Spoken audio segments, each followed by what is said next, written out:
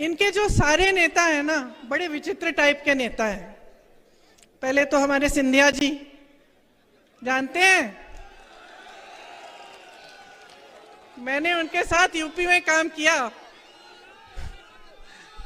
अब क्या है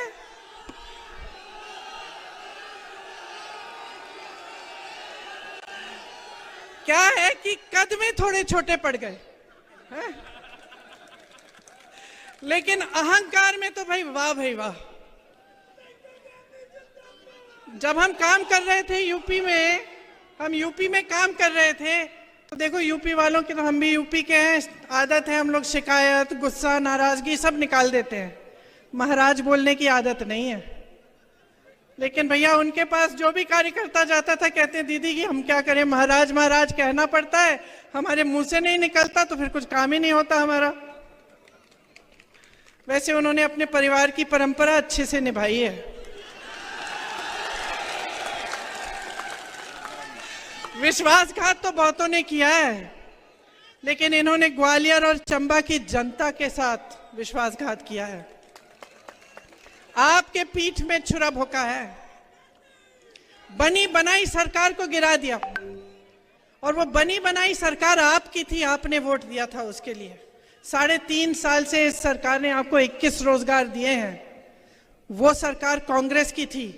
मैंने जैसे कहा, छत्तीसगढ़ में देखिए बेरोजगारी का दर क्या है। आप ही के साथ धोखा हुआ है। इनकी नेताओं की बात कर रहे हैं तो दूसरे यहाँ के आपके गृह मंत्री महोदय जी की हो जाए। काम है कानून का पालन कराना। पता चला कि दिन भर पिक्चर देखते रहते हैं, कौन क्या पहना है उसकी बड़ी चिंता रहती है इन्हें। आपके पास कपड़े लत्ते नहीं है, आप कुछ खरीद नहीं पा रहे हैं, आप किसानी खेती में कमा नहीं पा रहे हैं, इसकी कोई चिंता नहीं है। आगे चलिए, विश्व प्रसिद्ध महान अभिनेता श्री शिवराज चौहान उर्फ मामा जी, एक्टिंग में तो अमिताभ बच्चन के कान काट लें, लेकिन जब काम की बात होती है तो फट से असरानी का रोल पकड़ लेते हैं। और मोदी जी का तो आप पूछिए ही मत। मोदी जी का क्या कहना, देश के पहले ऐसे प्रधानमंत्री हैं जो परमानेंट अपनी ही पीड़ा में परेशान रहते हैं। कर्नाटका गए, बड़ी लंबी लिस्ट ले गए कि भाई मुझे इतनी गालियां दी हैं। यहाँ भी कहने लगे मुझे इतनी गालियां दी हैं। रोते ही रहते हैं। लगता है आपने वो सलमान खान की पिक्चर देखी है, तेरे नाम? उसमें सलमान खान शुरू से अंत तक रोते ही रहते हैं।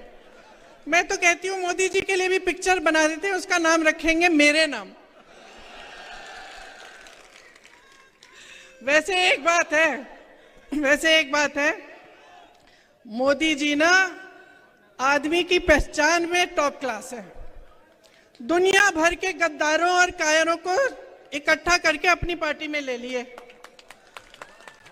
मुझे तो बेचारे आरएसएस और भाजपा के जो अच्छे कार्यकर्ता हैं, जो सालों से संघर्ष कर रहे हैं अपनी पार्टी के लिए, उन पे तरस आती है कि क्या पता ये कायरों की सेना ही उनकी पार्टी को चलाने ना लगे। ये है हालात। अब मजाक एक तरफ, आपके काम की बात करते हैं। देखिए, मैं आपसे एक सीधी सी बात कहती हूँ। हम मध्य प्रदेश में हैं, बगल में छत्तीसगढ़ है, वहां कांग्रेस की सरकार है, यहाँ भाजपा की सरकार है। तो देखते हैं भाई आपकी सरकार ने क्या किया, छत्तीसगढ़ की सरकार ने क्या किया, और देखते हैं का मतलब ये नहीं है कि प्रियंका गांधी स्टेज पे खड़ी है, कह रही है तो आप मान जाए। मत मानिए, आप खुद पता करिए।